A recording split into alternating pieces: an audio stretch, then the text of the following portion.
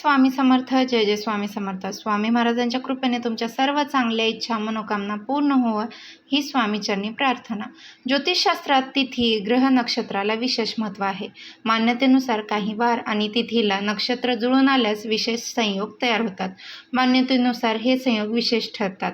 असाच एक खास संयोग म्हणजे गुरुपुष्य अमृत योग. याला गुरुपुष्य नक्षत्र असेही म्हणतात. यंदा धनत्रयोदशी आणि दिवाळीच्या आधी येणारे पुष्य नक्षत्र अतिशय शुभ आहे. पंचांगानुसार अश्विन कृष्ण अष्टमी तिथीला म्हणजेच गुरुवार दिनांक 24 ऑक्टोबर 2023 रोजी गुरुपुष्य अमृत योग जुळून येत आहे. हा योग अतिशय शुभ संयोग मानला जातो. दिवाळीपूर्वी हा संयोग जुळून येत असल्याने या संयोगाचे विशेष महत्त्व आहे. ज्योतिषशास्त्रानुसार पुष्य नक्षत्राला नक्षत्राचा राजा म्हटले जाते, जे 27 नक्षत्रांपैकी 8वे नक्षत्र आहे. हे नक्षत्र प्रत्येक बाबतीत समृद्धी आणि आर्थिक लाभ देणारे आहे. हा योग विशेषतः नवीन गृहप्रवेश, नवीन लेखाजोखा, धनसंचय, मालमत्ता, वाहन खरेदी आणि दागिने खरेदीसाठी खूप शुभ परिणाम देतो. जेव्हा पुष्य नक्षत्र गुरुवारच्या दिवशी जुळून येतो तेव्हा त्या स्थितीला गुरुपुष्य अमृत योग असे म्हणतात. या संयोगात केलेली खरेदी खूप खूप शुभ मानली जाते. आपल्याला काही वस्तू खरेदी करायच्या आहेत, खरेदी केले तर ते अतिउत्तम मानले जाते. पण आपल्याला सोने चांदी खरेदी करणे शक्य नसेल तर आपल्या घरात लागणाऱ्या अशा काही वस्तू खरेदी करायच्या आहेत की ज्यामुळे आपल्यावरती माता लक्ष्मी घरामध्ये सुख, शांती आणि समृद्धी देखील प्रदान करू शकते. तर आपल्या घरामध्ये अनेक अडचणी, अडथळे, संकटे असतात. ते काही केल्या संपायचं नाव घेत नाहीत. पण आता संकटे येणार नाहीत असं तर होणार नाही, पण त्याचा प्रभाव मात्र नक्कीच कमी होऊ शकतो. तर त्यासाठीच आपण मेहनत तर घेत असतो, पण त्या मेहनताचं फळ काही केल्या मिळत नाही किंवा आपल्या कष्टाला नशिबाची साथ मिळण्यासाठी तसेच आपल्या इच्छित मनोकामना पूर्ण होण्यासाठी आपण या दिवशी काही उपाय, काही सेवा करायच्या आहेत. तर त्या कोणत्या वस्तू घरामध्ये आणायच्या, तसेच कोणते उपाय करायचे याबद्दलची संपूर्ण माहिती आपण आजच्या या व्हिडिओमधून जाणून घेणार आहोत. तत्पूर्वी तुम्ही चॅनलवरती नवीन असाल तर चॅनलला लाईक करा व सबस्क्राईब देखील करा आणि कमेंटमध्ये श्री स्वामी समर्थ किंवा ओम महालक्ष्मी नमः म्हणायला विसरू नका. गुरुपुष्य अमृत योग हा दिवस खूप महत्त्वाचा दिवस मानला जातो. तो शुभ कार्य करायचं आहे. या दिवशी सकाळी लवकर उठायचं आहे. अगदी तुम्ही ब्रह्ममुहूर्तावरही उठलात तरी पण चालेल. तसेच आपल्याला आपण जे काही उपाय करतो, जे काही सेवा करत असतो, तर आता या दिवशी आपण सकाळी लवकर उठायचं आहे. म्हणजे तुम्ही ब्रह्ममुहूर्तावर उठलं तरी पण चालेल आणि आंघोळीच्या पाण्यामध्ये आपल्याला चिमूटभर हळद टाकायची आहे आणि आंघोळ झाल्यानंतर आपण पिवळ्या रंगाचे किंवा लाल रंगाचे वस्त्र परिधान करायचे आहेत. काळ्या रंगाचं चुकूनही वस्त्र परिधान करायचं नाही आहे. आणि आपल्याला या दिवशी पिवळ्या रंगाचं वस्त्र परिधान करणं शक्य नसेल तर आपण आपल्या हातामध्ये किंवा आपल्या जवळपास पिवळा रुमाल हा ठेवायचा आहे. यामुळे भगवान विष्णूंचा आपल्यावर आशीर्वाद हा प्राप्त होत असतो. घरामधील चौकटीच्या बाहेर आपल्याला पाणी शिंपडायचं आणि त्या पाण्यामध्ये सुद्धा आपल्याला हळदही टाकायची आहे. यामुळे काय होतं, जी आपल्या घरामध्ये नकारात्मक ऊर्जा प्रवेश करत असते ती आपल्या मुख्य दरवाजा आपण स्वच्छ पुसून घेतल्यामुळे आणि आपल्या मुख्य दरवाजावरती देखील आपण स्वस्तिक काढायचं आहे. तसेच स्वस्तिक हे मांगल्याचं प्रतीक समजलं जातं. तर आपण हळद घ्यायची आणि तिच्यामध्ये थोडंसं गोमूत्र टाकून आपल्याला मुख्य दरवाजावरती हे स्वस्तिक काढून घ्यायचं आहे आणि त्यानंतर आपण आंब्याच्या पानाचं तोरण देखील लावायचं आहे. मग तुम्ही 11 आंब्याच्या पानांचं तोरण देखील लावू शकता. 11 आंब्याची पाने घ्यायची आहेत, ती स्वच्छ धुवून घ्यायची आहेत आणि पुसून पण घ्यायची आहेत. त्यानंतर 11 सफेद फुलं किंवा झेंडूची फुलं घ्यायची आहेत आणि 11 फुले आपल्या प्रत्येक आंब्याच्या पानावरती आपल्याला स्वस्तिक काढायचं आहे. आणि जर हे तोरण आपण आपल्या मुख्य दरवाजावरती लावलं तर आपल्या घरामध्ये समृद्धी आणि या गुरुपुष्य अमृत योगाच्या दिवशी लावलं तर आपल्या घरामध्ये कोणतीही नकारात्मक ऊर्जाही येत नाही. तसेच आपल्या घरामध्ये नेहमी शुभ कार्य हे होत असतं. तर आपल्याला अनेक वस्तू खरेदी करायच्या आहेत. तर सर्वात प्रथम म्हणजे आपल्याला सोने चांदी खरेदी करणे शक्य असेल तर आवर्जून ते खरेदी करू शकता किंवा या दिवशी नवीन गाडी खरेदी करू शकता. तर आपण या दिवशी हळद ही खरेदी करायची आहे. माता लक्ष्मीला हळद ही खूप आकर्षित करत असते. तर त्यासाठी आपण हळद आपल्या गुरुग्रह देखील बळकट करत असतो. त्यामुळे आपण या दिवशी हळद ही आवर्जून खरेदी करायची आहे. हळद खरेदी केल्यानंतर आपल्याला तिची पूजा देखील करायची आहे. पूजा कशी करावी ते देखील मी तुम्हाला व्हिडिओमध्ये सांगणार आहे. आता त्यानंतर दुसरी वस्तू आपण खरेदी करायची आहे ती म्हणजे हरभऱ्याची डाळ म्हणजे चणा डाळ. आपल्याला प्रत्येकाला घरामध्ये हरभरा डाळ ही लागतच असते. तसेच आपल्या घरामध्ये उपयोगी पडत असते. त्यामुळे या दिवशी जर तुम्ही या वस्तू आणल्या तरी पण त्या वस्तू वाया जाणार नाहीत. आपल्याला त्यांचा उपयोग होणारच आहे. त्यामुळे आपण हळद आणायची आहे, तसंच चणा डाळ किंवा हरभऱ्याची डाळ म्हणतो ती आणायची आहे. आणि आपल्याला ही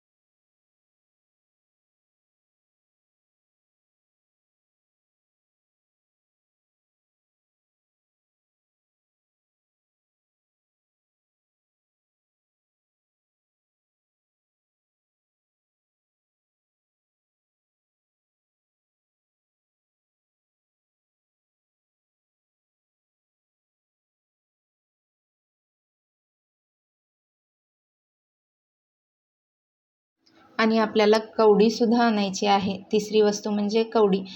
कवडी ही माता लक्ष्मीला अतिशय प्रिय आहे. कारण जेव्हा समुद्र मंथन झाले होते तेव्हा माता लक्ष्मीसोबत कवडी बाहेर आली होती. आणि त्यामुळेच असे मानले जाते की या दिवशी कवडी देखील खरेदी करू शकता. आणि घरामध्ये जर तुमच्या कवडी असेल तर त्या कवडीची तुम्ही पूजा सेवा केली तरी पण चालेल. किंवा 5 रुपये ही घरी 5 रुपये देऊन तुम्ही 2, 7 किंवा 11 अशा कवड्या तुम्ही घरी घेऊन येऊ शकता. तर तुम्हाला जर तुमच्या घरी ऑलरेडी कवड्या असतील तर तुम्ही त्यांची पूजा करायची आहे. आणि 2 कवड्या जरी घरी आणल्या तरी पण चालतील. तुम्हाला जी वस्तू खरेदी करणे शक्य होत असेल तर ती वस्तू आपल्याला खरेदी करायची आहे. आणि आता या वस्तू आपण गुरुपुष्यामृत योगाच्या दिवशी खरेदी करायच्या आहेत. मग तुम्ही गुरुवारी सकाळी खरेदी केल्या तरी पण चालतील. त्यानंतर आता आपल्याला एका चौरंग मांडायचा आणि त्या चौरंगावरती आपण एक लाल रंगाचं वस्त्र अंथरायचं आहे. आणि त्याच्यावरती तुम्हाला एक दीप प्रज्वलित करायचा आहे. आणि दीप प्रज्वलित करताना तुम्हाला दिव्याखाली एक प्लेट किंवा त्यावरती दिव्याच्या खाली थोडेसे तांदूळ अक्षत वाहून त्यावरती दीप ठेवायचा आणि तो दीप प्रज्वलित करायचा. आता हा दिवा तुम्ही तिळाच्या तेलाचा किंवा शुद्ध तुपाचा, शक्य असेल तर शुद्ध तुपाचा लावा, नाहीतर तिळाच्या तेलाचा किंवा मोहरीच्या तेलाचा दिवा तुम्ही लावू शकता. नंतर दिव्याला हळदी कुंकू लावायचं आणि दिव्याला फूल हे व्हायचं आहे. त्यानंतर माता लक्ष्मीची पूजा करायची आहे आणि भगवान श्री गणेशांची देखील पूजा करायची आहे. यानंतर माता लक्ष्मीला ज्या काही वस्तू प्रिय आहेत त्या सर्व वस्तू आपण माता लक्ष्मीला अर्पण करायच्या आहेत.